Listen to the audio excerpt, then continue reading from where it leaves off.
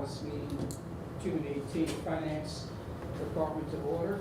I'm going to take the attendance. Teresa Bouzet, Present. Kate Canetta, Here. Anita Bush Harris, Here. and Mr. Ginelli is here, so we have 100% attendance. I'm going to ask my friend Kate to take the minutes. Thank you very much.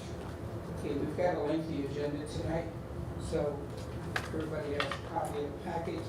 We're going to start off with the first item on the agenda, and we're going to turn that over to John Spack to talk about. Thank you, Rich. So this is about the bus contract and extending it or not extending it. And our bus contract, as everybody knows, is with STA, Student Transportation for America. And we currently are in the middle of a 5-year contract that was started in July of 2021. And the contract, so it has 2 more years to run, starting in July. And that contract would call for increases of 3.75% next year and another 3.75% in year 5. And it's common with contractors in the bus business.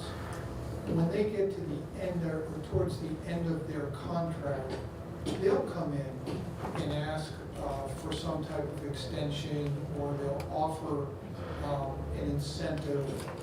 And so generally it's at the end of year 4 that the contractor comes in and may say, okay, I'll offer you 1% next year if you give me a new 5-year contract. It happens a lot. If if your bus company has a good safety record, which ours does, and if they've had enough bus drivers and you haven't had late buses and things like that, then generally it's probably in your best interest to extend or do something. And particularly in a place like we are, because only some big bus companies could take it on. We're 120 vehicles. First Student would be big enough to do it, DATCO would be big enough to do it, but there aren't a whole lot of others. So were we to go out to bid, maybe 3 or 4 bids. There aren't a lot that could capable.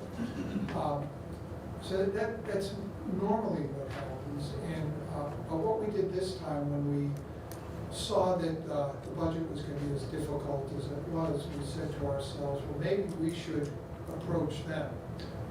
They had, compared to our neighbors, they've had plenty of drivers. We haven't had some of the problems that other towns around us have had with service.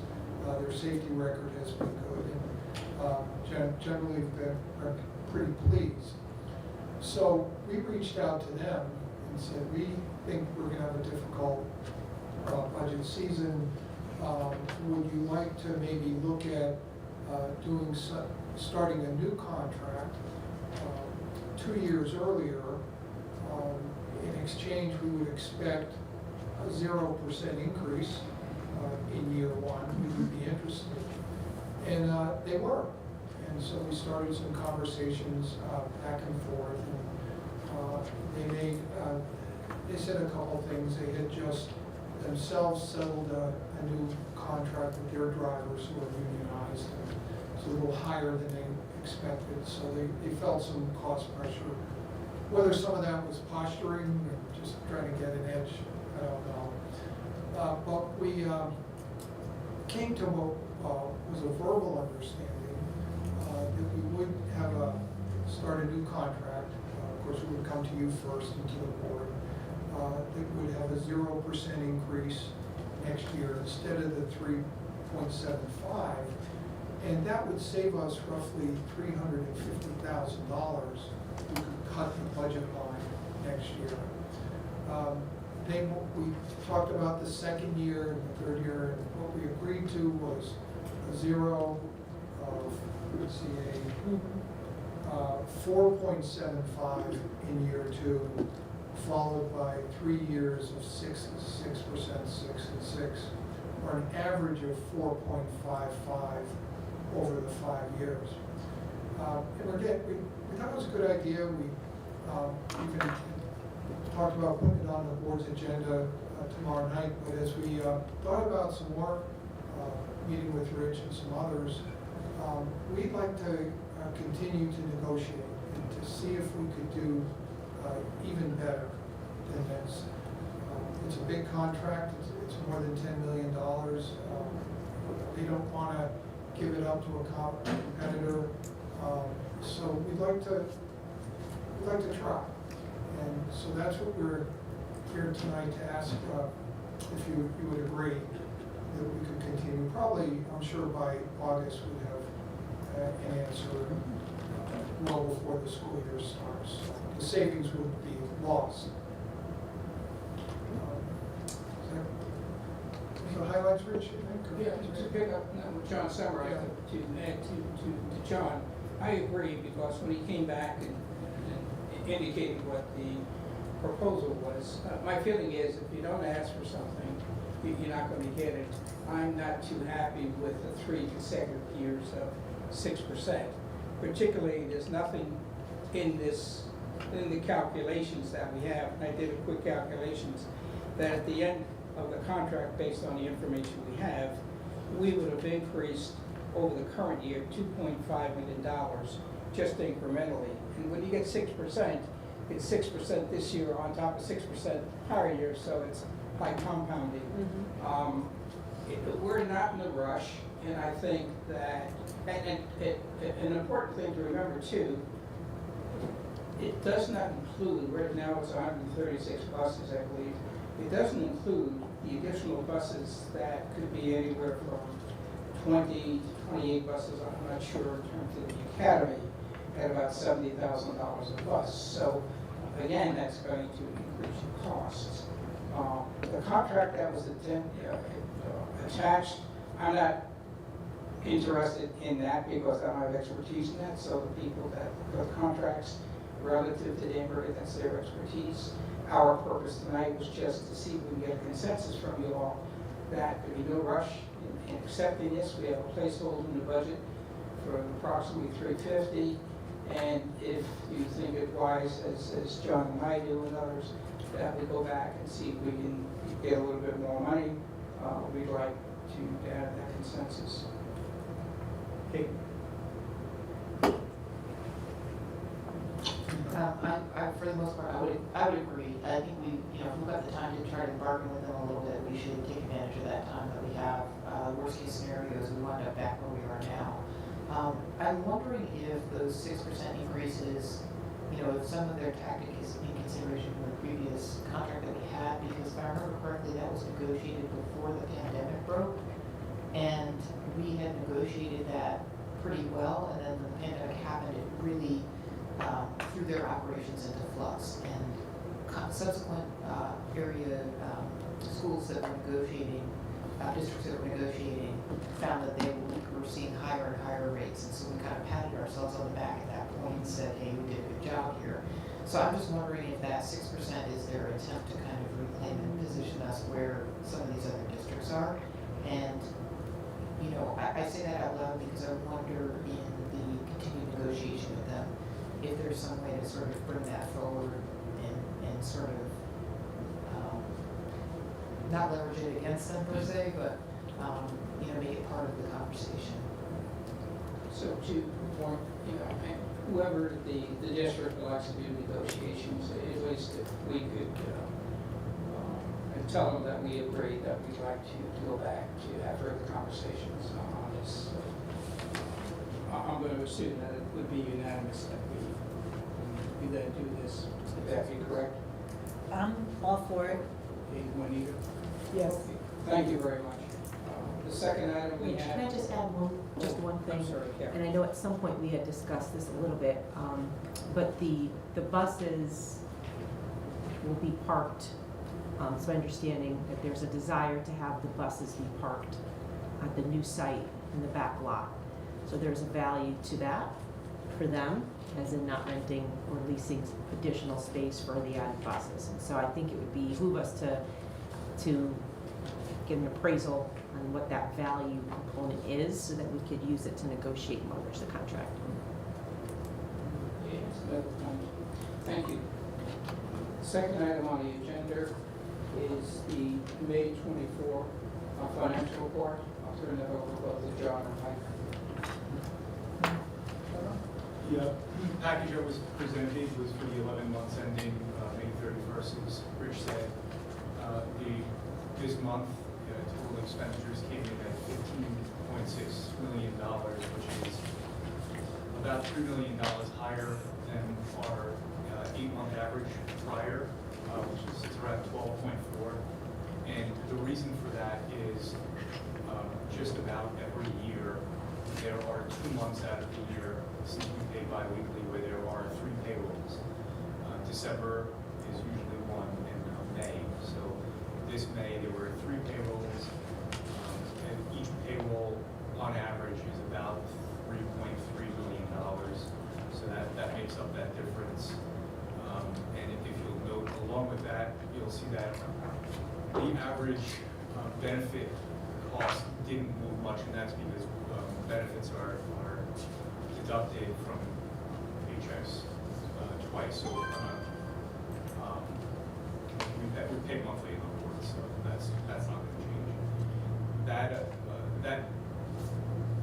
That increment was offset partially by transportation costs. So as we've said before, we pay kind of as we go. We're a cash basis, so we did not pay for the transportation that came out of the bank in May. You'll see that in the financial reports. Instead, you'll see it came out in April, and it'll probably come out again next month. So that additional incremental expense in that third payroll will partially offset by that transportation cost. For the year, we're at $119.1 million in expenditure, with another $31 million encumbered, and that is leaving us with a $231,000 favorable variance to budget for the year. The note to watch, which carried forward again from last month, was our broker, AJ Gallagher, has shared concern with the expense of healthcare. It's still a concern. We typically see our plan year ends in August of every year, and we typically see the second half of the year, the latter part of the year of the plan year, is where most of the expense comes. So this is, while it's still in line with their original projections, it is worth noting that it is increasing.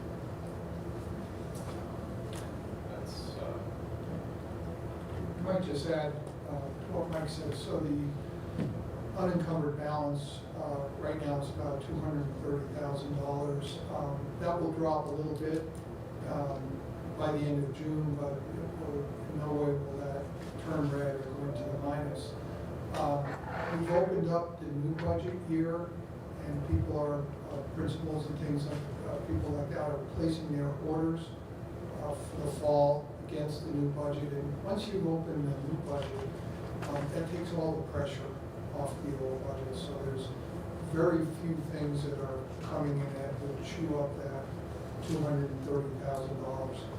We have one more payroll to go, but it's only the 12-month people. All of the 10-month people are teaching staff, our paras, most of the secretaries. They've all received their final paychecks. So next week's final payroll is much smaller. We have a very good idea of what that is. So we're confident that this number, or slightly less, will be what we'll look at the end of June. In the first payroll of June, as John mentioned, that last payroll for the 10-month employees, some of our employees have the option of taking a balloon payment at the end of the year. So that 3.3 that I said is about our average payroll. You're going to see that increase for the first payroll in June. But Rich, as you always point out, it is encumbered. Yeah, that payroll was how much? Just let me know how much that payroll was. $21 million.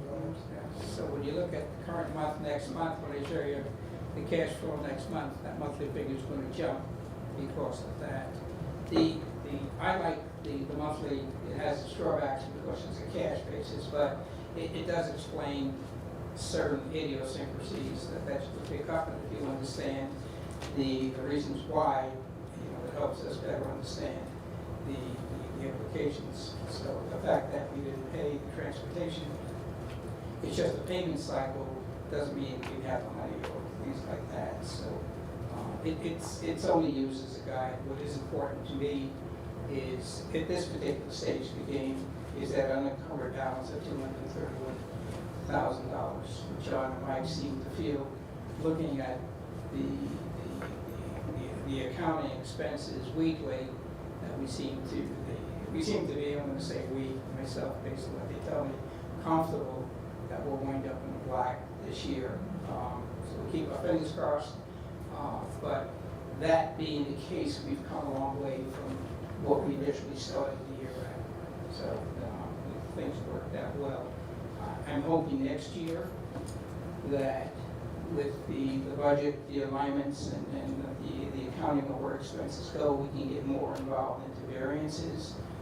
My guy and John are talking more about encumbrances because there's some idiosyncrasies with the way the software works, and basically even my way of thinking of what an encumbrance includes, it may not always include an estimate or an accrual. So we're trying to figure out a way to present a financial statement that basically is all inclusive. So for that, that being said, we will go through the grants in a minute, but are there any questions on financials? I just, you had said that there were 2 months out of our school year that there's a 3 paycheck. Is that the December and May? Yeah, so Those if are you, the- if you look at this Right. report, you'll see that December is about $10 million. That's what, yes. Okay, thank you. And then once every 10 years, there are 27 payrolls. So It's just enough to in keep another 7 everybody years, full. I'll remind you. Okay. And also, the notification, the notification, when you look at the summary, and also when we look at the details of the financial, I recommended to Mike, John, for next year, that we continue the same format, that is breaking the report 2 parts, that are showing the first part is part of the budget expenditures against the budget, the city appropriation of $160 million. And then the second part, when you look at it, that's comparable here to the money, the reimbursement we got for the cyber and the special ed. That's $7.5 million will be listed separately with its own budget items and expenses against it. So we don't commingle it, and it makes for a clearer and better accounting of this to the use of the sources of the funds.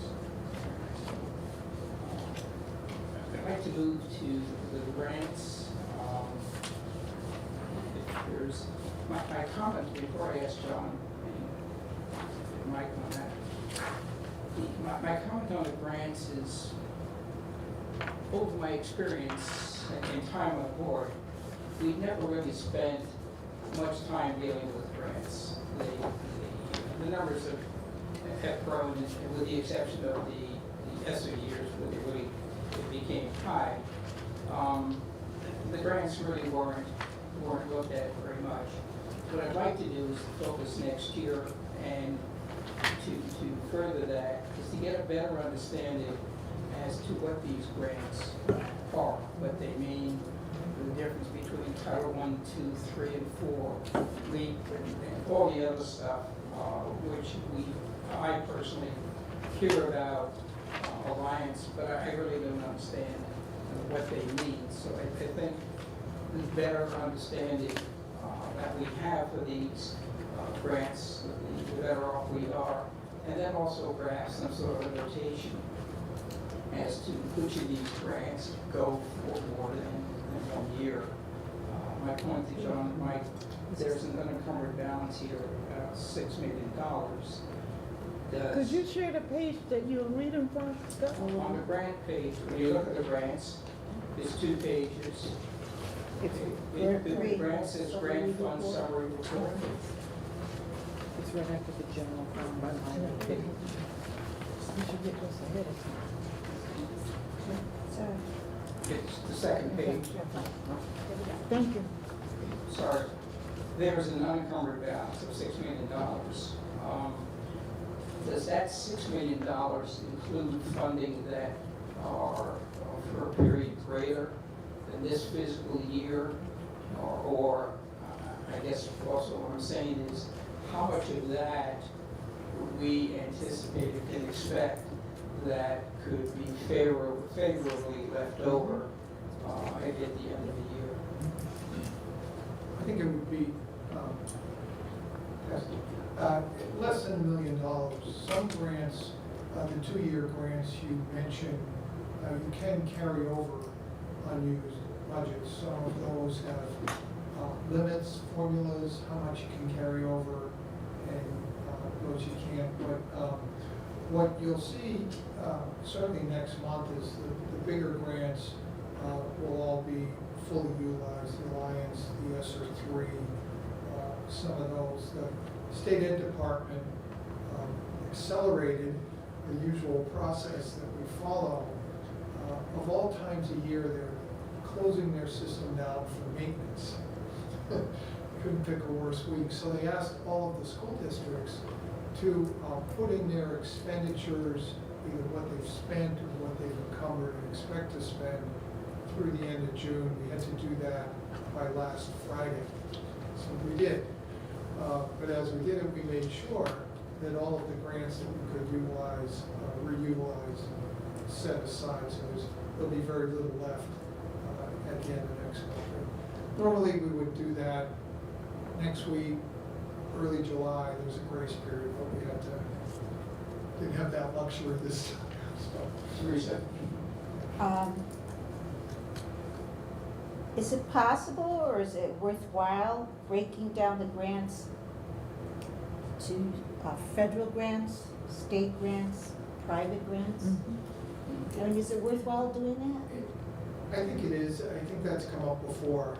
And I believe we promised to do that. I'm sorry we haven't, so I'll make sure on our next report we have that.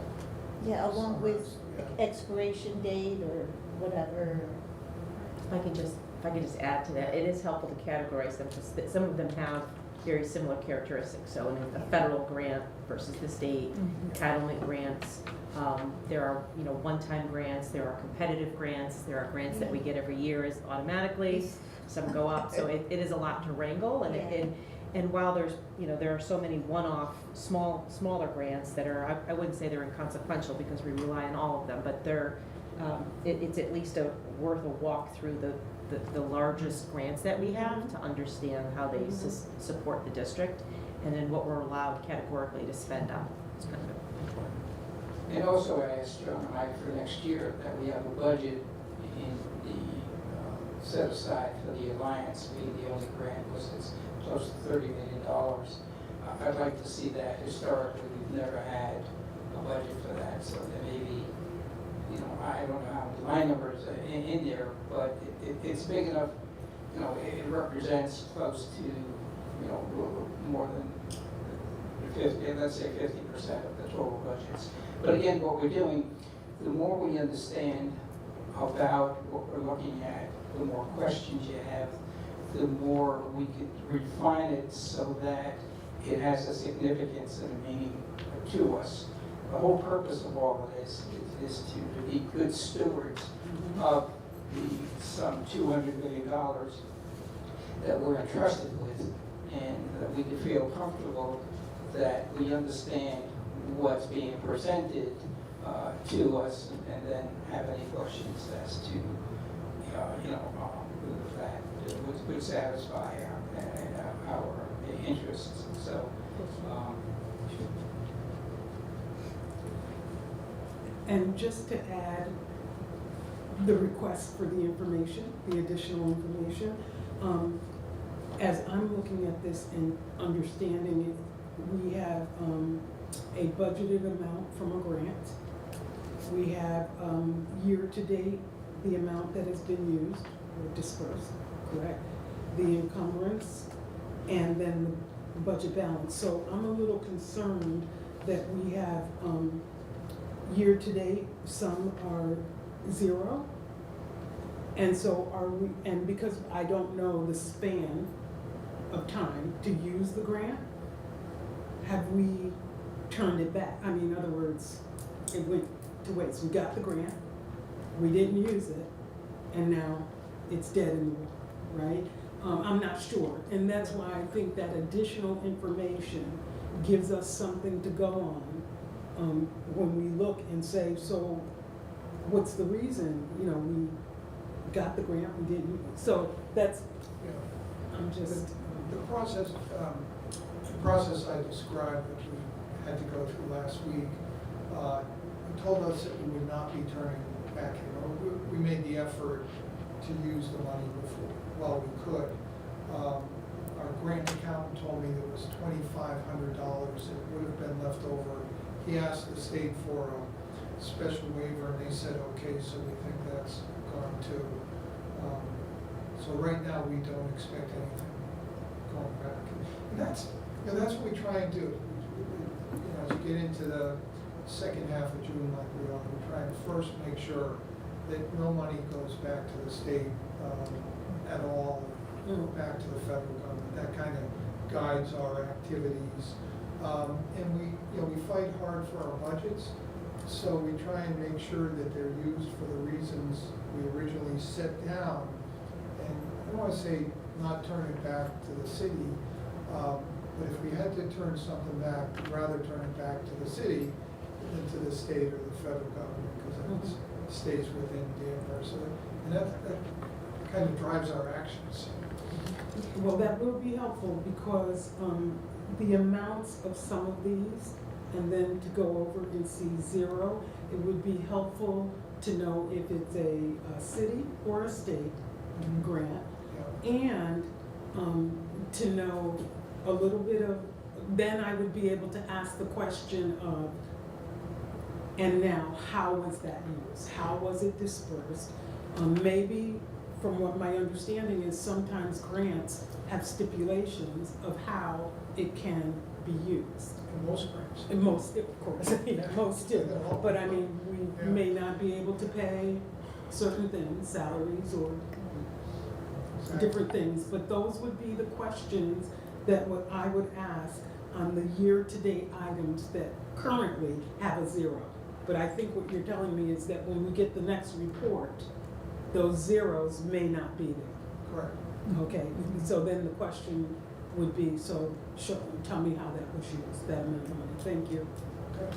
Right, what I'd like to do, pardon me, Terry, what I'd like to do is then add into the minutes temporarily, we can define this and correct it as we go ahead, is that for next year, that we look to have a budget for the Alliance grant, that we look to have the presentation of the grants done by category would be by state, federal agencies, private agencies, however you need to see it. And also the term of the grant, whether it's a 1 year, 2 year grant. And for starters, I think that would help dress up the information and then enable us to get acquainted with it and then go on from there to refine it. That's okay. Teresa? That $6 million balance that can go roll over till next year? I think less than $1 million would be, we call it carried over, rolled over, the same thing. The rest of those will be obligated. Oh, Won't be used. There aren't a lot of carryovers, well, I shouldn't say that, not a lot of money that we carry over. Title I is probably the biggest one, we might have a little left in IDA and some things like that. Most of it is utilized. Here's it, and just to add, there's, as John mentioned, you know, this sheet runs through 5/31, and the end of the year is like a frenzy of, you know, ordering the things that haven't been ordered yet, and finalizing those invoices and asking companies, can you please bill us so we can, you know, pay for this service. So that is what makes June kind of a crazy month and that we spend a lot of time during spend down period to rectify and reconcile grants. So, and again, that date did catch everybody, the maintenance thing through everybody. So it's been hectic, but those bigger numbers especially will go down. And then, of course, some of these are over 2 years. There's also a lot of grants that run through December. Not a lot, but I'm at least aware of a few that you have to spend through December, so. And I think we can safely say we'll let no money go unspent. Never. With that, do I suggest a motion that the Finance Committee recommend to the full board that they accept the financial statements for May 31st, 2024? Terry's moving. Yep. Okay. So Terry's moving. Okay, So moved. All in favor? I'll second it. Second by Kate. All in favor? Aye. Thank you. We appreciate that. Okay, so moving ahead. Next item on the agenda is the exempt staff compensation 24-25. I'm going to open that with suggesting that Kara start the presentation on that. Sure, thank you. So there's, I believe it's labeled document 3 in your packet, if you have that. And so there is a schedule of the proposed raises for the exempt staff. The exempt staff is broken out into 2 categories. One based on a extended cabinet on contract, and the other as a list of our typical exempt staff. The proposed increases for the regular exempt staff are 3.49, and the remaining contractual staff, cabinet staff, extended staff at 3%. This falls in line with the raises and percentage increases that our other groups have been offered for heading into this year and coming out of last year. So for example, we have the teachers at 5% and 4.3, and then administrators at 3.61 and 2.67. And so the 3.49 is a smoothed over average of those 2 comparable groups. And then the 3% is below that, but that is what's proposed. You'll notice on the sheet as presented that there are a few positions that we do not have this heading into next year. Or that are in the process of having to be replaced. So you'll see adjustments on that proposal in those areas. Overall, as a group, as the entire group, the increases represent a negative 2.39 when you remove out some of the positions that were not filled, not backfilled, for overall of a negative 120, I think it's 125,040.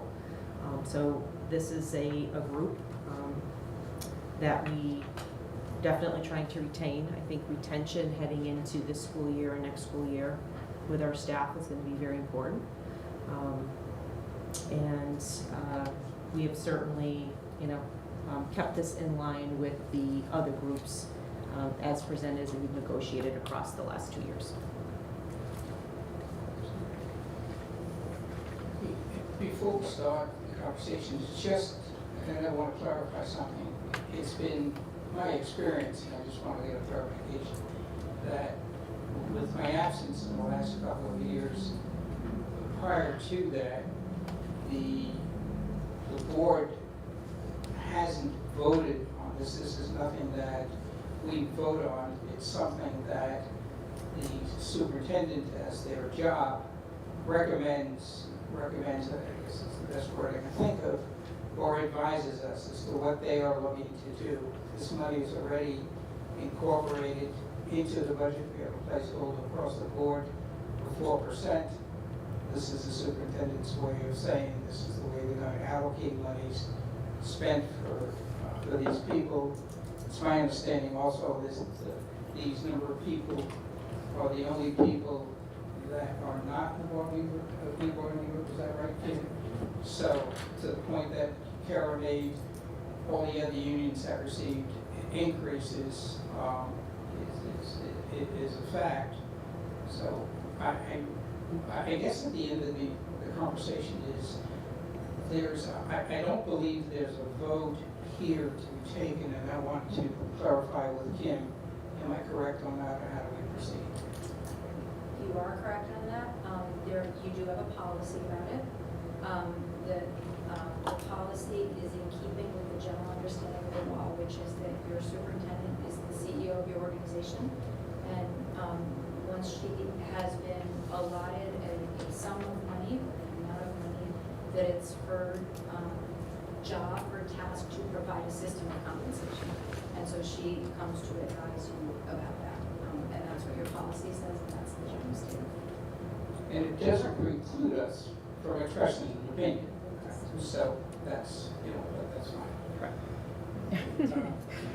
Teresa, I know she's busting at the seams. You're going to second, okay? Go ahead, Teresa. Being involved in this is totally about money. This has got nothing to do personalities or anything. But because we had asked 180 million, and we've gotten 167 million, we're short 13 million. And Kira did a wonderful job saving jobs with minimal cuts. But, for example, the elementary school students have been cut some of their band instruments. And we're taking that away from them and giving raises. We gave raises last year.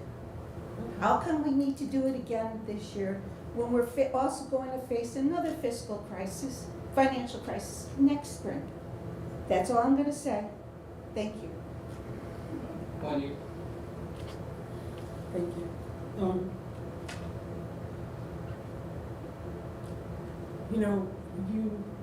Rich, you just made a statement prior to this presentation on the agenda, saying that it is important that we do our due diligence, that we make sure that we are using our funding and monies in a responsible manner, that we continue to sit before the city to show them that we have indeed done just that.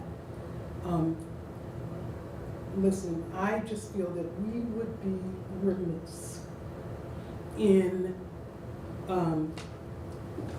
adding on to the salaries at this point and stage when the comments over and over and over again are that we are at a fiscal cliff that is not going to go away next year.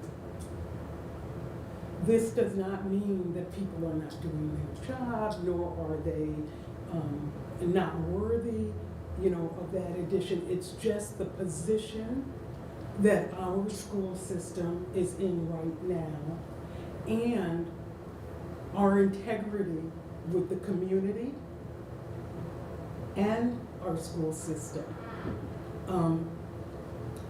As was stated, a raise was given last year. I don't agree with increasing it beyond that right now. And so that is and the other thing that had come up in our meeting, and I do need clarification, is that this is, from my understanding, this is not a pool of raises. In other words, they could be individualized, position by position. So to be handed and say, here's the group, and this is what, and I think that we need to be very careful how we present ourselves in stepping forward with this. That's one comment. The other thing is we had I guess we will get to this point also, is that we have a number of the contracts and when they are due, and I'd like to know when they will be looked at, and we talked about realigning some duties and positions. So I don't know if that's still part of this, but at some point, no, it's not. At some point, I would like a discussion on that. Thank you. Okay, thank you. I'm going to take your questions and do them in two parts. One, I'd like Kara to respond to your question as to why she feels that this is necessary, and then the issue on contracts, maybe Kim could answer that, or Kara. I'm not in a position to answer either of the questions. We all have our own opinion. When I look at opinions, there's no right or wrong in an opinion, and so it's a belief. I tend to think that on a conceptual point of view, there are 50 people here, that we're penalizing 50 people out of the 2,000 that we employ. It'd be simpler if we just told these people to get a bargaining unit. We don't have to do this every year, which creates, more of a problem. But I'm not in charge of the school districts. I'm not the CEO. I'll let Kara answer why she thinks this is important and how she feels it would help her with the morale, and if not, what the consequences she feels would be. I do that because we put her in charge, and she's got to, at the end of the day, we hold her accountable for making manage, I guess making, what they say, lemonade out of lemons. So I'll let you take care of it. Sure, thank you, and I appreciate all questions. And it is a challenging time, but I would say, ever more so, it is important and imperative to retain a quality staff. The duties here, particularly in this office, and I do want to point out that the rates were differentiated on here, so they have been differentiated by group. And so I did do that. That is separated out on here, with the cabinet staff receiving 3%. And it is important to retain competitiveness here. There are less people here than there were not too long ago. The absence of my former role has created an additional workload on everyone here. We're heading into another tumultuous period. It is very difficult to say to the staff here, as well as the other folks on this list, that they're different in terms of what they're able to secure in terms of a percentage for their performance. Particularly some of the folks here in this building who night, day, weekend, round the clock to help land the plane so that we have $200,000 in the bank, and heading into another crisis situation, and to be able to retain a staff that has institutional knowledge and able to calm the waters here in the way that we were able to do so this year. It is Danbury has struggled to retain competitiveness. I think there's been a thoughtful due diligence with negotiating the contracts that have come before us in the last year and 2 years to maintain that competitiveness. And certainly the positions that are in here on this paper, if we do not keep up with that, even in that range of that, Danbury becomes the next revolving door of folks. It's happening now, currently, and I think it's something that is of great concern. The folks who at the top of the scale tend to be the targets on a regular basis for these types of situations, and I think it's important to acknowledge the work that they do in a district of this size that is already understaffed at all levels. And I don't make that argument for just the group on this paper. I make that argument for all groups. And I think that the negotiations that we've engaged in over the last couple of years have reflected that same commitment. And so I'm saying that we wouldn't treat another group differently, particularly in this climate, and particularly in the spirit of retaining staff who can go elsewhere right now, heading into where we're heading. So I do think it's important. We have a lot of strategic goals to execute. I need a team that's going to be committed to doing that. Already it is experiencing the shifting sands of turnover, where it is hard to grasp and get people to the table because they are leaving. And that number is growing by the minute. So I think it's going to be a conversation for us, for all groups moving forward. How are we going to retain a quality workforce? Thank you. Juanita, I'd like you to reiterate your question regarding the contracts to Kim so that it's clear and that you get the answer you're looking for. Or I believe Kim is the one that would answer. Before, Mrs. Oh, I'm sorry. Okay. I'm sorry. I've heard, excuse me, I've sat on the board many, many years. And I've heard this discussion many, many times. When it always came to giving out raises. And the superintendent always brought the cabinet and exempt people to the board and say, this is what I'm recommending to you. I never thought as it, looking at it to be a name or a person or what they're getting. Because during negotiation, we talked about keeping it at 4%. Okay?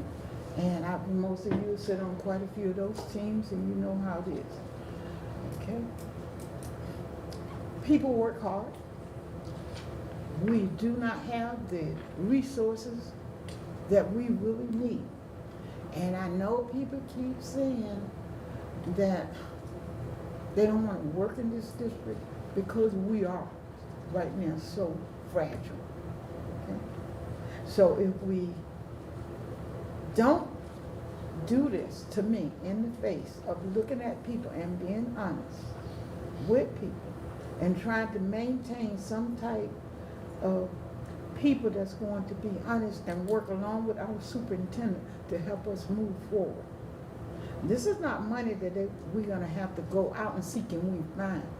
This money is already budgeted into our budget, am I correct?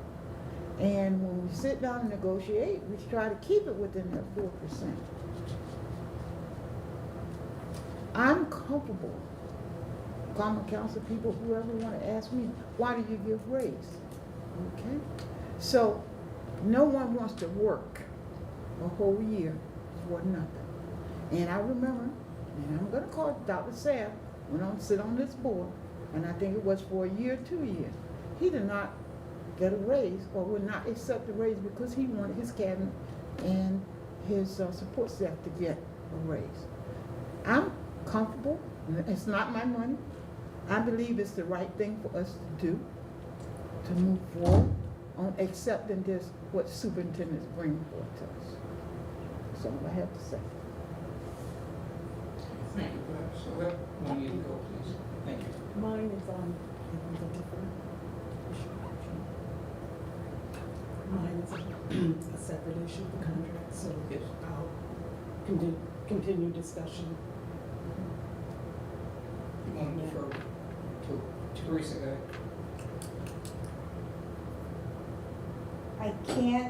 I can't accept this, especially when we are depriving our elementary school students without instruments in exchange for this.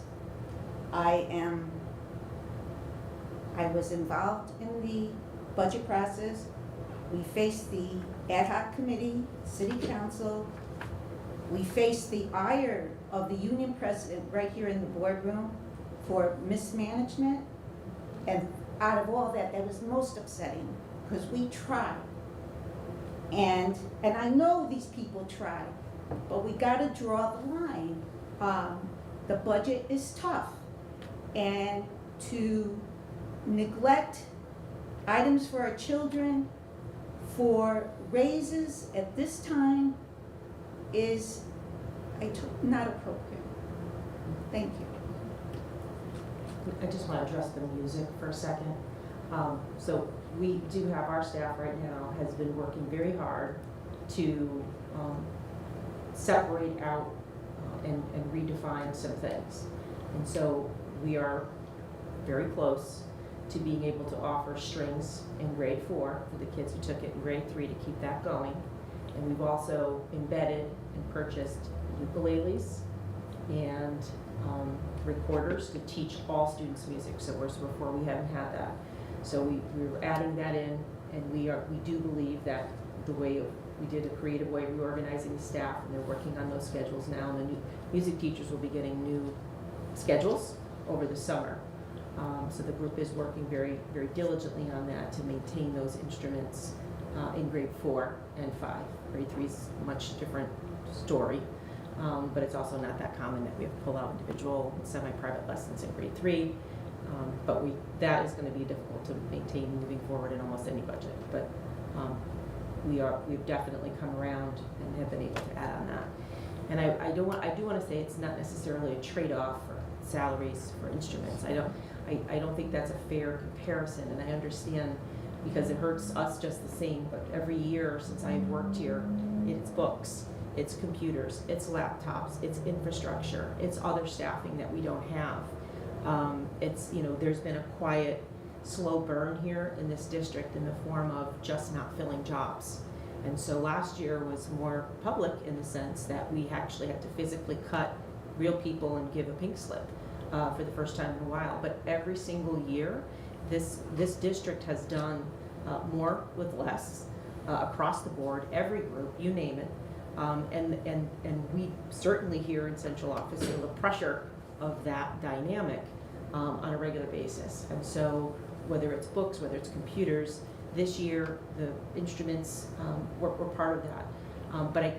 But what does it say then about next year and the year after as the budget crisis continues to unfold, that if you work in Danbury, you will just continue to lose the competitiveness of your salary, not get an increase, cost of living, a CPI adjustment for the time that you're here. We've been in a budget cycle for quite a while that has not been positive, and in the next couple of years, I think we're going to continue to experience the same. But in order to run and operate this place, we need a minimum threshold of staff, and we need them to stay with us. And so that is why I put forward the raises that I have. Louise, if I called on you and you're not on the committee, I'll never hear the end from Mrs. Cooper, so let me wait until the end. No, committee members first. Yeah. Oh, committee members I'm first. trying to understand policy and procedures. One, you can say it. Kate's Kate, gonna go first, and then I'll go. you're gonna get me in trouble. So, I understand, I feel the concerns that are coming about, sort of where we are financially as a district, what the consequences are for our students, for our staff. To the point that you're making, Terry, about what does it look like for us to give raises? Well, we've already given out raises to all the bargaining units. That's already taken place. And so I'm just saying that just because I want to circle back to what Kara's saying, which is that you have a group of approximately 50 people here who are not part of the bargaining unit, and we are qualitatively treating them and quantitatively treating them differently than everyone else. And I know it looks different. It looks different and it feels different because the numbers on the page are different. They're larger than some of the other numbers that we've seen. But the message that we deliver is the same that we deliver with the bargaining unit when we sit down for those conversations, which is either that we value the work that you contribute here and we're negotiating for you to see an increase in your salaries or the terms of your contract in a way that validates that value. That's the first piece. And then the second piece for me is sort of to what Dr. Casimir was talking about. To me, it's about the functioning of our organization. And while I would love to be able to say, I'm not concerned about whether or not people leave, the reality is that bringing people into these higher level positions who don't have experience in our district or who are going to need some training to get to the point to where they become functional cabinet members, that's a big operational loss for the district, and everybody is going to pay for that. So I am concerned that if we don't value this employee group the way that we value other employee groups, and some of them decide, you know what, I can go to a neighboring district and I can make more money than I'm making here, and I'm gonna have less aggravation, and I'm gonna have a board that, you know, values me enough to incentivize me to stay.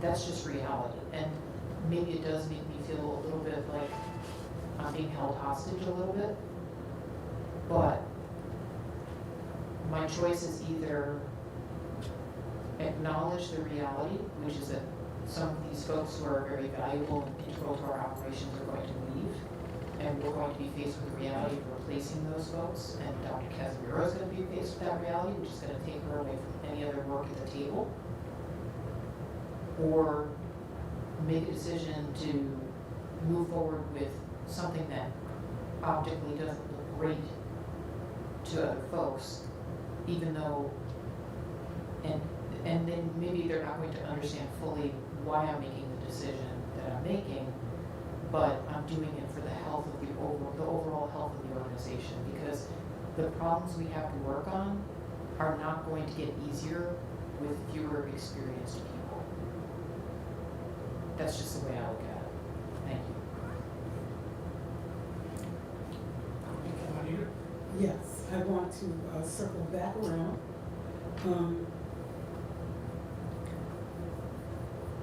When we elected to come onto the board, I don't think that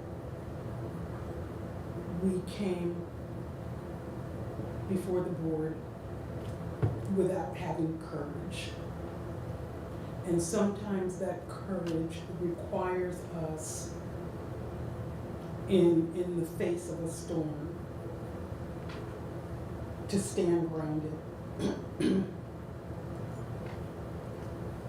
I'm new to the board, but when I look at this and try to weigh out our responsibility to the district and our community and to our students, I cannot, in good faith, accept what's on the paper. I don't know if that's negotiable or not, and that's something that I would consider. I don't know if you want me to go to my next question about the contracts, or you want to stay with You this. can ask the question, I can Okay. try to answer it. On one of the presentations, one of the screens, were the cabinet executive members, Okay. and we were interested in the role and responsibilities of each of those, as well as the contract end dates. And so I don't think, and then also on the screen, it was proposed changes to the contracts. Is that information that would be forthcoming prior to the end of those contracts, and that has nothing to do with this? So they're separate from the raises for next Right. year. And so the contract, so obviously we need to do a little reorganization. You know, some of that from time to time happens very informally, internally, in terms of, so I'll give you an example. One year we might say, Mike, you're gonna be in charge of X, handling this, and John, you've been very busy because you're doing another project, so your assignments this year will look like this. And so those are informal, internal organizational, just operational things that we would do from year to year. So some of those in the contracts will be delineated, so this summer as we sit down with the existing staff, that we'll do those things. Other major, like a major change, would be like a major change to someone's role. And so one of the, in the, presentation that we made to the board, that there were 3 positions in particular that we were looking to reduce, that there was 3 chief positions, and that we were looking to go down to 2. And so there would have to be some reorganization there. So there'd be some larger chunks to those jobs that would be redistributed. So we plan to do that and sit down this summer to do that. There are some things in the works now that will be deciding factors on how that work gets distributed based on my knowledge of where things are with some of our folks, okay? Other changes that were discussed were about creating some structural changes here in terms of our staffing operationally to provide a different structure provision with some folks. And so that requires some additional staffing changes to look similar to other organizations who've accomplished what was discussed. And so that doesn't mean that a person's contract would not continue to move or roll forward, but rather that person would, or people or group would continue to work for us, but the operational roles may look different moving forward. So, but that would be, we talked about that we would need to add organizational staff to some things. We're down, the finance office is down like 4 people. HR department, if we look at other comparable organizations, there's like 10 and 15 people. We've got 3 people running things. So there are folks that are covering a tremendous amount of ground, doing multiple roles. And so over time, we're going to have to add, Kelly's department's the same thing. There's a couple positions that we'd like to add under that. People services, pound for pound. I have I'd love to review it with this group in particular. Just in our DIRG, by comparison, I think we have 18 central office staff members, and in other districts comparatively, if we were similar to the number of staff and students that they have, to us, it would be a double-digit increase in central office staffing. And I have that's just a simple math equation. It's available on public websites about the staffing levels. We're very understaffed here. And I say that, and I don't not recognize the fact that our schools are understaffed as well. But to make some of the substantive changes that I think that we're talking about, they require additional staffing because we have people covering a lot of bases here, a lot of ground. And so the contracts get renewed each year based on performance. So that is under my purview to renew those each year based on performance. And that would be a function that would be reviewed each year. So the contractual changes that you saw with the dates are as a result of decisions that we're moving forward with for next year and the year after. So as we move forward, the dates that you see there will be implemented. Now there could be some changes to the role and the functions as we reorganize, but the contractual extensions are what was listed there. You saw some indicators of, I'm not sure I indicated them. I put some notes. Realignment, right? But also some kind of, in a situation where a role would change very dramatically, we would have a whole new contract written up with a different job description. And so the contract now would sunset. And there's one position that falls under that in that group. And I think I put a little indicator on that. Okay. I just want to add to the seriousness that I've observed in the leanness. Oh, no, go ahead, finish. In the leanness of the staff. The last month I've been spending a lot of hours here working with John and Mike, and as was mentioned earlier, the largest payroll of the year was just done. It was done by John, the Director of Finance, because the young lady who handles the payroll was out before with a operation, then came back, was out again because of an illness. He had to jump in and to do the payroll. This is a serious issue. God forbid something happened to him.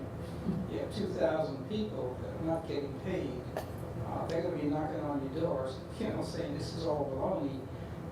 We are dangerously low from what I could look at. I really don't have any areas that I'm knowledgeable of, other than the financial area, that I would not want to be in charge of a place this big with the hospitals and having. So we're really working on thin ice. But I'm gonna, Teresa, before I get to you, this is Cooper.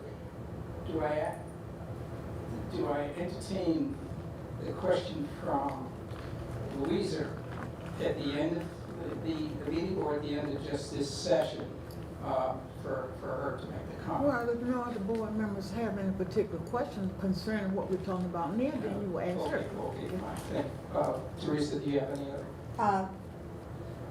From listening to everything and being on the board for the last couple of years, finally realized there are no caps on these positions. This could go on and on and on and on. I mean, some of these salaries are, whoa. Not to say they're not justified, but where does it end? There's no caps. The management here is off the charts.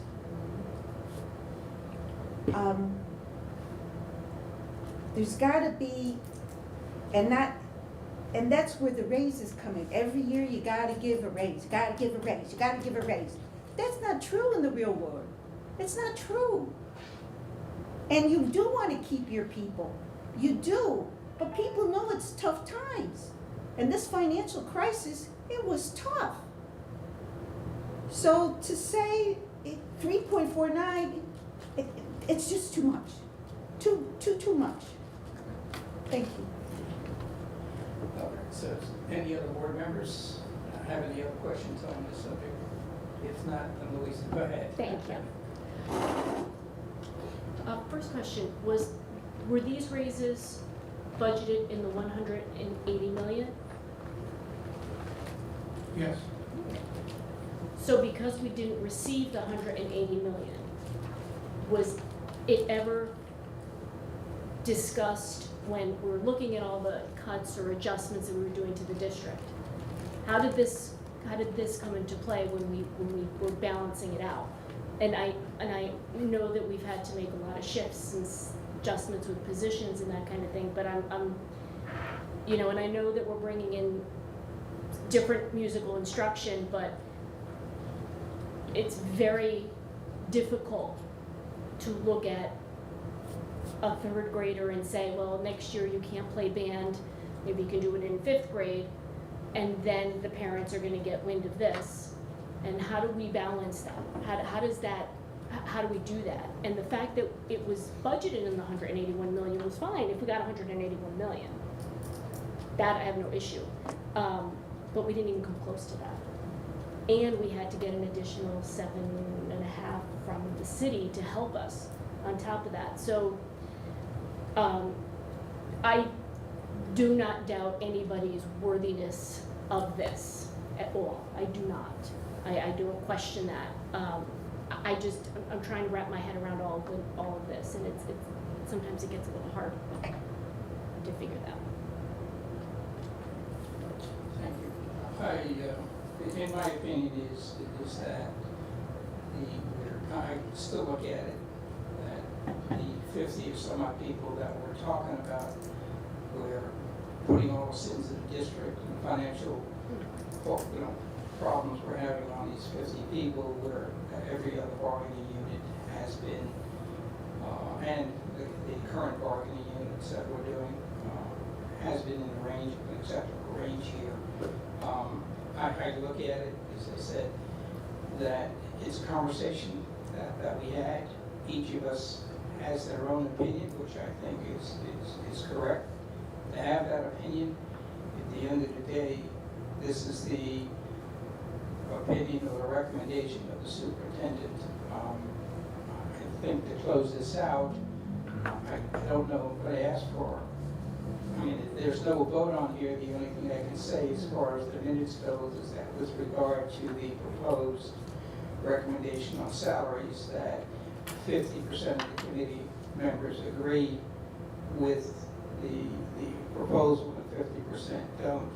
But there's no, as I look at it, Kim, am I correct, there's no board vote or no motion on the thing for Wednesday, so this to me is if it's Carrie was introducing a new curriculum in here, but holding her responsible to achieve certain things, and these are one of the assets or tools that she feels necessary in order to achieve her objectives and goals.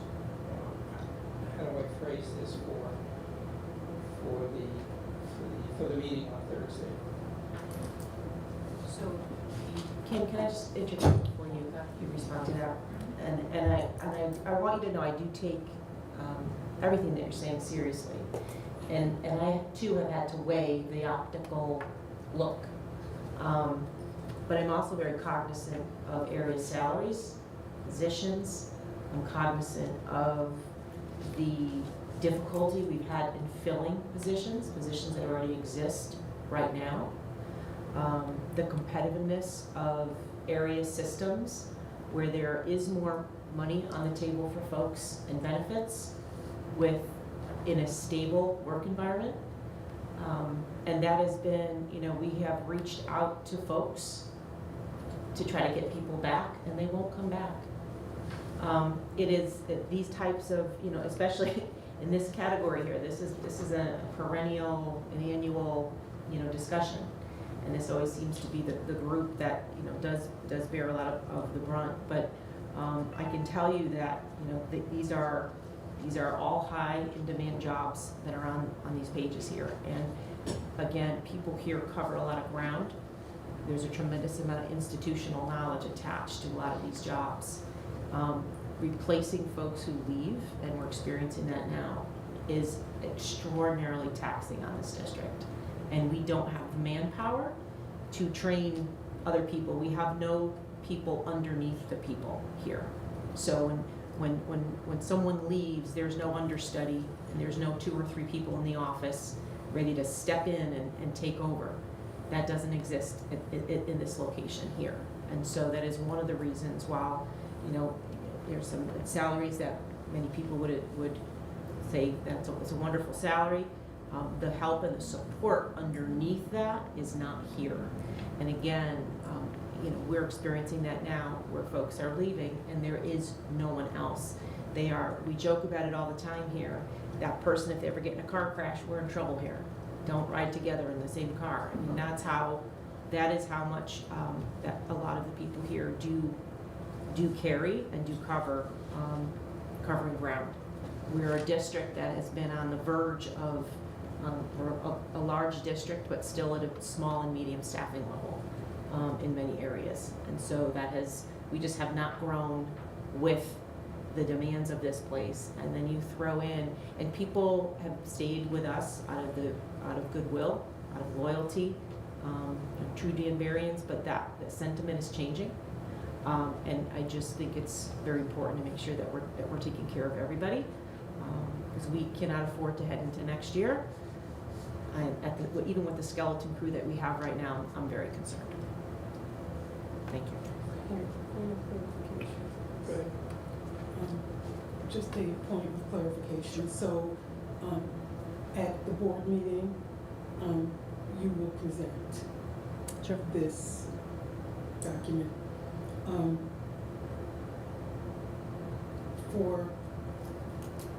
It would be wonderful if the entire board was here, but are they going to ask the chair what the board thought or the committee thought about that presentation? I mean, I know they're going to. Well, it should be, That was my next question to Kim.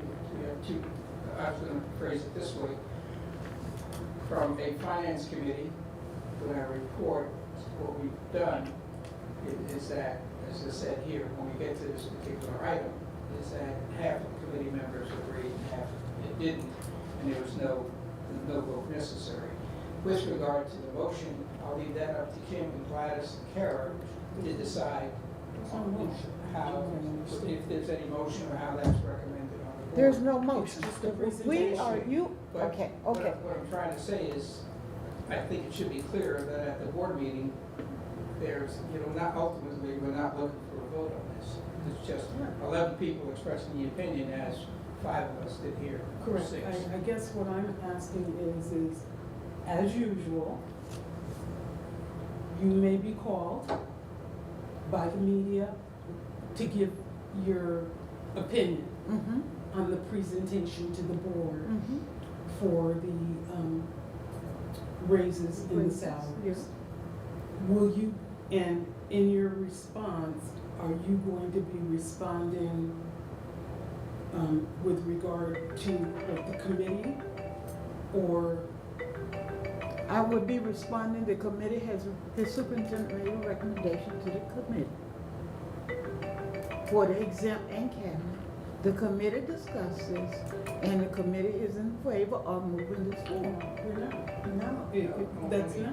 Only 50% of us are in favor of it, but it's not a vote. We're just Right. saying that based No, on. I Yeah. still hear what you're saying, Yeah. but I'm still saying if you're bringing it from the committee to the board, because at some point the board has to know, right, that are not here. Right.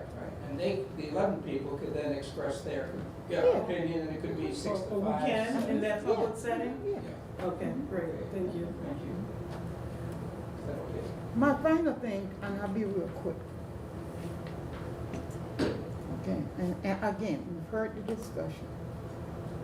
And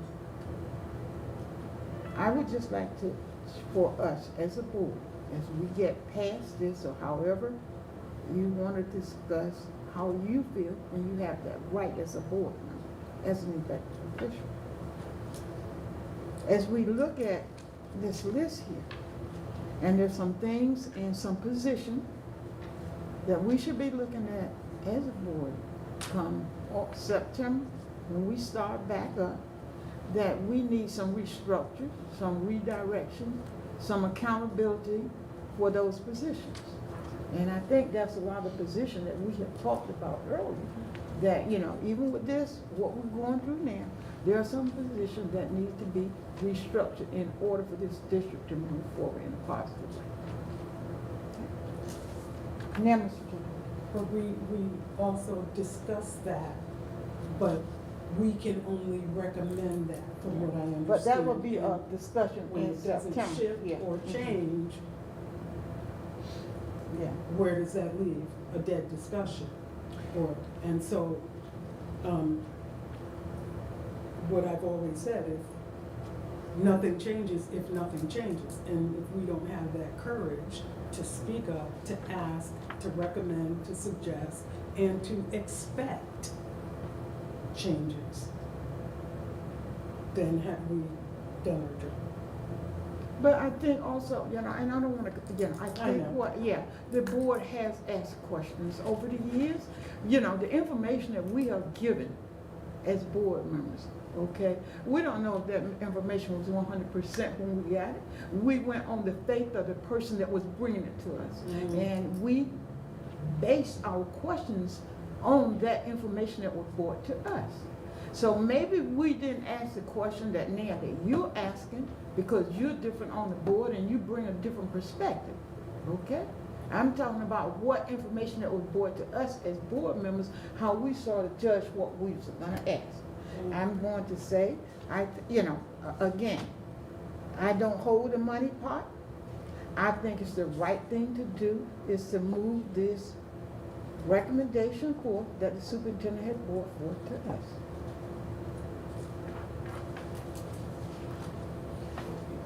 The next item on the agenda we have is review of Board of Ed funding sources. I asked John to put something together just so that in a global picture, we are all aware of the amount of money that's being spent on education for the kids in Danbury. Not to say it's not enough, but we keep talking about the city appropriation of the 160 million, et cetera.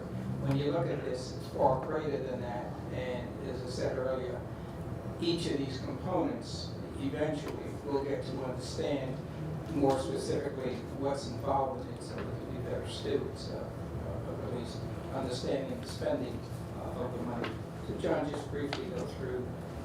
Sure, it's page 4 in your package, and very briefly, it's estimated for next year, and what I've done there is just shown the different sources of funds. So you see the local sources, that's what comes from the city council, and underneath that, direct state grants, as Lisa pointed out, some grants are state, some are federal. Underneath that are the federal, and I've shown the larger ones and then grouped everything else together. There are a few I'll call them non-governmental grants.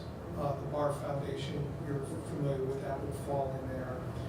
And then another category, city services, called in-kind services, but that's the city mows our lawns and clears our snow and things like that, so there's a value for that. But kind of interesting, it'll add up to about $250 million next year, and 2/3 of that is from, say, from the city council, from the taxpayers, but 1/3 is coming from other sources, and 1 out of every $3 we spend is coming from these other places. So I thought it was kind of interesting. This is just a snapshot to give us an idea of who is how much. Thank you. It's, in my opinion, that we should be, the city and the taxpayers, us, should not be the ones supporting this much of the school budget. We should be looking to get ways to get more federal and state money. Also, this schedule does answer one of the questions we had in terms of the format of the grant schedule, laying it out by category. So it accomplishes 2 things. Thank you, John. Sure. The other question, May I ask a question about this? Go ahead. I wonder if it'd be helpful to share this with city council, this snapshot, because I've heard different information come forward about what, what out of every dollar comes from local funding. And I feel like this might help clarify some of the understanding there. So I would I wonder, could send it to the city finance director tomorrow and ask him to share it. I think it would be helpful also for the council and to the mayor's office directly. Thank you. Thank you. The next item is the status of due diligence on vendor contracts, including health insurance. When I met with Mike and John on this, and again, going to look at every stone being not unturned, it's part of our due diligence to be respectful relative to the expenses we have, and principally the large ticket items here. The salary is a large ticket items. We do that by negotiations. Health insurance, transportation, copiers, paper, going down the line are large ticket items. And it's always good to review this, just as I review, and maybe yourself, you review in your own personal life, things at home, whether it be your health insurance, your auto insurance, your house insurance, just to make sure that there's something out there that could be a little bit cheaper, that gives you the same benefit. This is all we're trying to do here, is at the end of the day, when we go before the council, we can actually say, we've done our due diligence. We've reviewed, let's say, I talk about health insurance, something that was good 13, 15 years ago, may or may not be, I don't know the answer to that, but if we have an independent evaluation that comes back and blesses whichever way we go on that, we can say that this is a huge expense for us, and we've checked it off, indicating that we're safe. Similar to the transportation contract, we're doing the due diligence on it. So, again, we are being better stewards of the money and being proactive to the city government, to the people that that you're responsible for the money that we're doing a good job. John, briefly just go through, what you're talking about in the possibility of who would do such a evaluation. So our agenda tonight, as you can see, got longer as the weeks got closer. And originally, we were going to start on the program that Rich was talking about, where each month we look at a different vendor and ask some questions. But we didn't want to give up on the idea of introducing the concept. And so what I put in front of you tonight is a report on what's called the State Partnership Plan. It's a health insurance plan. If you could just look at page 2, I'm just going to stay very high level. We'll say fiscal year 2023. I'm just going to point a couple things out. Insurance is all about size. The bigger your pool, the more risk you can spread within that pool. And what the state has done, really going back to 2011, and I'll skip the history there, was they put together a health insurance program that combines local cities, towns, and boards with the state employees themselves to make a gigantic plan. What you see here is just the plan that's for the local boards, cities, and towns.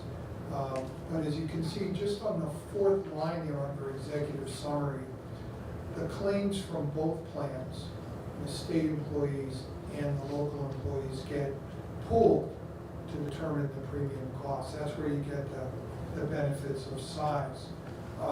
So today, there's 22,000 employees in the plan who work for local governments.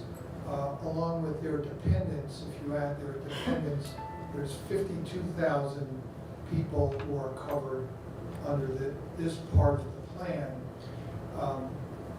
And just to give you an idea, here in Danbury, we have between 1,100 and 1,200 people who sign up for health insurance, probably about 2,000, 2,200 members. So if the 22,000 were in it right now, employees, we would be another 1,000 to them. So I won't go through the details too much. If you look, if you just want to look to page 8, what they do in their report is they show what each board or town contributed in premiums and what they paid out in claims.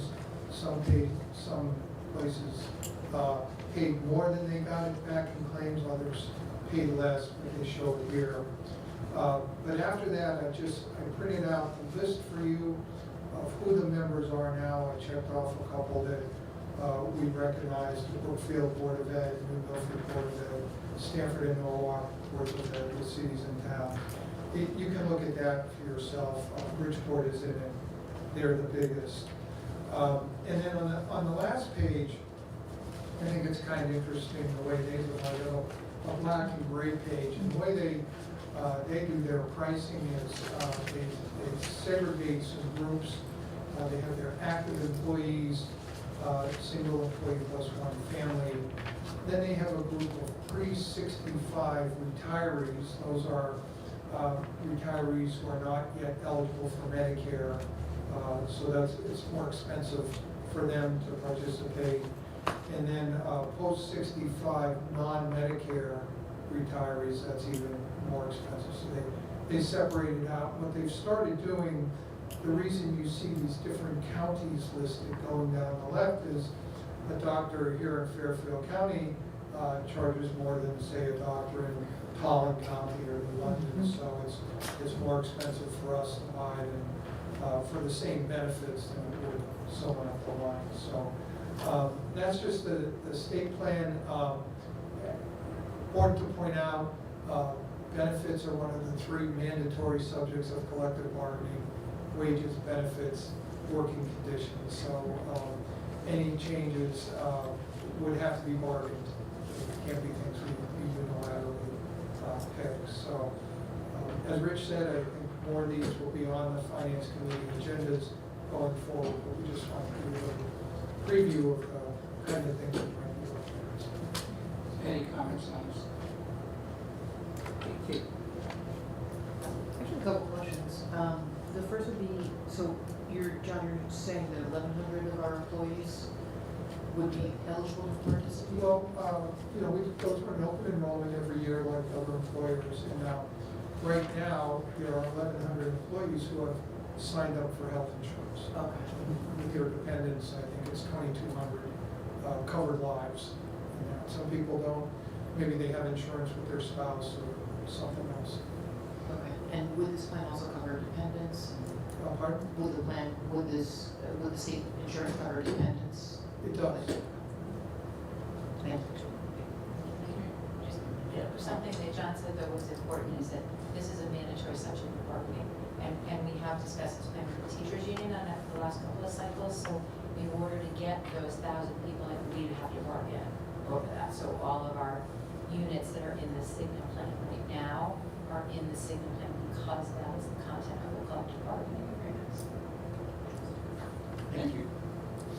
I have just one thing to point out, and I don't know if I noticed it before, but it is nice to have an employee plus one category out here. And I think that could, even if we just stick with our current, I'm wondering if that's something we could ever look into, because it could save folks some money. So we do look into it regularly, maybe every other year. Yep. And our census numbers are such that we actually don't have a lot of plus ones. So Okay. it's a better premium deal for us to only do the two categories. Got We just it. don't have a lot of people that fall into that Okay. category. Thank you. The next item is discussion, creating of an audit subcommittee. This is a pet peeve of mine. Just recently, there was an article in the paper that indicated that the June 22nd audit was just completed.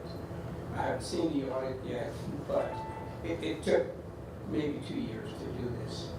It went on to indicate the staffing limitations relative to the city government, that they were short, they hired more people. And then one of the last couple of paragraphs, there was a comment by one of the council people indicating that the delay, which created a downgrade in our bonding rating from AAA to AA, which essentially means you can pay a higher interest rate for taking out new bonds or refinancing. But this council person made a statement that appeared to make it sound as if the Board of Ed was responsible for this. And this happened a year or two ago. It was I wasn't on the board, and so all I was doing was reading the stuff that was in the paper.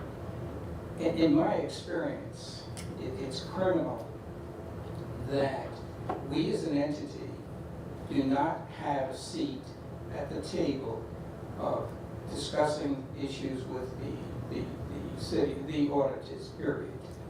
I took the opportunity, John gave me the name of the partner of the audit firm, to reach out to him, telling him that it was my suggestion that the Board of Ed, in its members being the chairperson, the superintendent of schools, the director of finance, and the chair of the finance department, that we as a committee want to have access to these committee meetings with the audit committee, so that we can be apprised of what they're doing, any issues, any improvements, and more importantly, to me, is hopefully to get a management letter that tells us what we're deficient in the accounting cycle.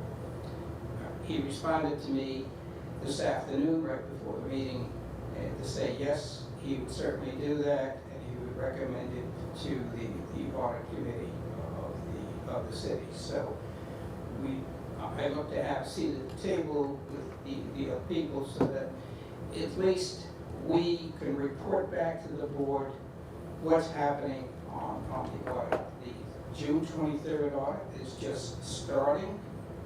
Generally, the beginning of the audit, there's a whole bunch of schedules and wish lists that's furnished to the clients. I'm not sure how much of that yet is done, but my personal feeling is that this audit this year, although it should be done by December, is going to be perhaps waylaid maybe not so much to the our part. And it might be another consideration so that we avoid this mess.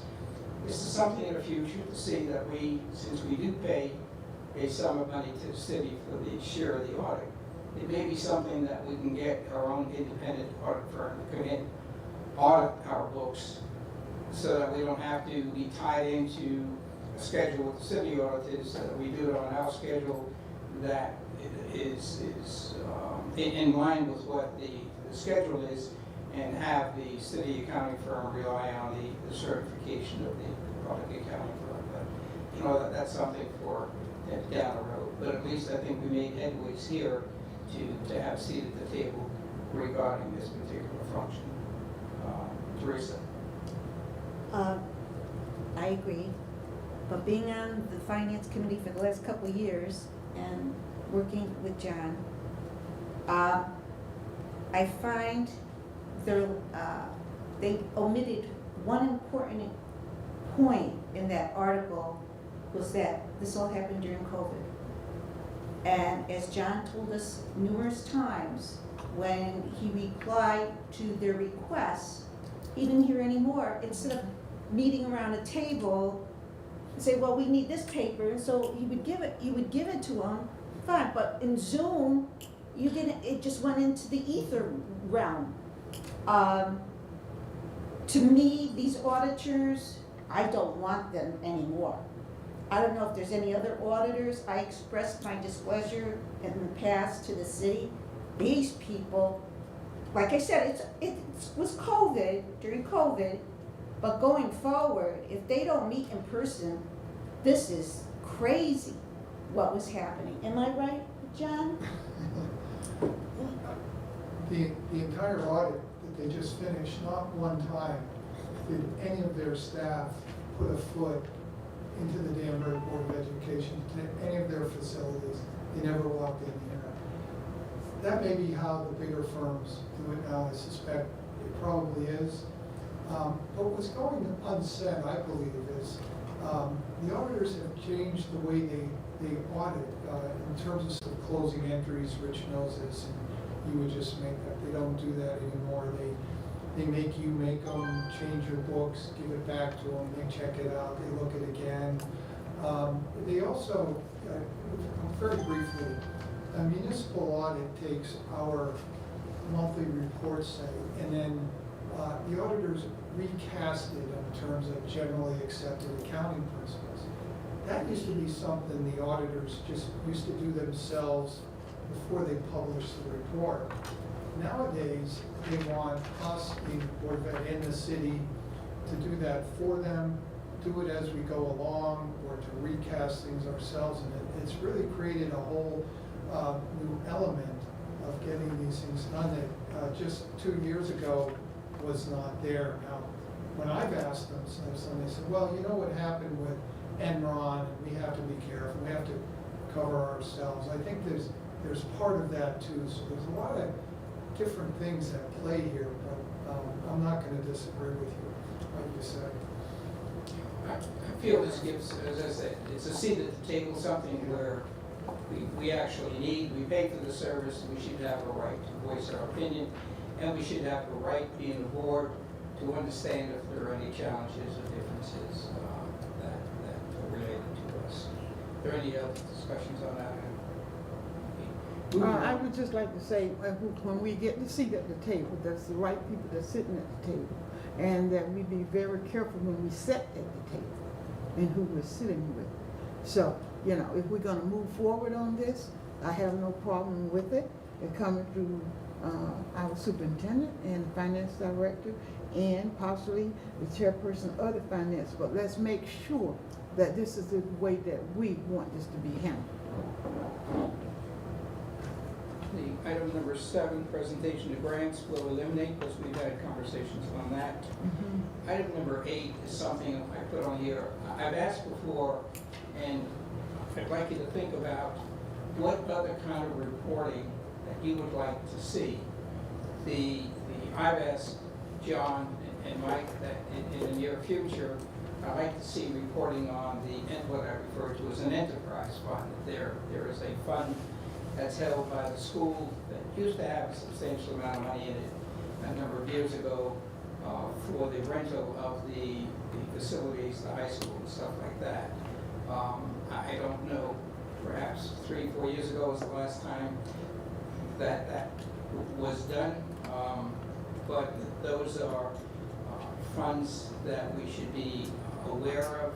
The other thing there is a DESCO accounting that we should be looking at. But to your point, if there are other reports or issues that you feel that you need or that you'd like to see, whether it be financial or academic, I think it gives us the opportunity. The reason I came up with this is because when I first got on the board, one of the board members made a statement relative to the past that we're given the financial statements. And so yes, you give the financial statements and we try to interpret the financial statements and have a conversation about it. But if there's something in those statements that you feel that you need in order to make you more comfortable with understanding it, then it behooves you to at least speak up and ask about it, or if there's something else within the educational system that you feel you need in order to do your job or to understand it better, then speak up. So when you get a chance, just let me know those and we can try to put it on the list of the wish list. Thank you. Teresa. Can I recommend a list of scholarships? You can recommend whatever you want, just put it in the list to me. Yeah, what scholarships we got? Yeah. And what's the word, Okay. where they come from, that type of thing. Item number 9, forget, we pretty much covered it. And with that, I know it was a lengthy agenda. I felt the items were important. But we got through and I thank you for your participation. If there are no other questions, I would ask for a motion to adjourn. So Okay. Second? Teresa, seconds, all in favor? Aye.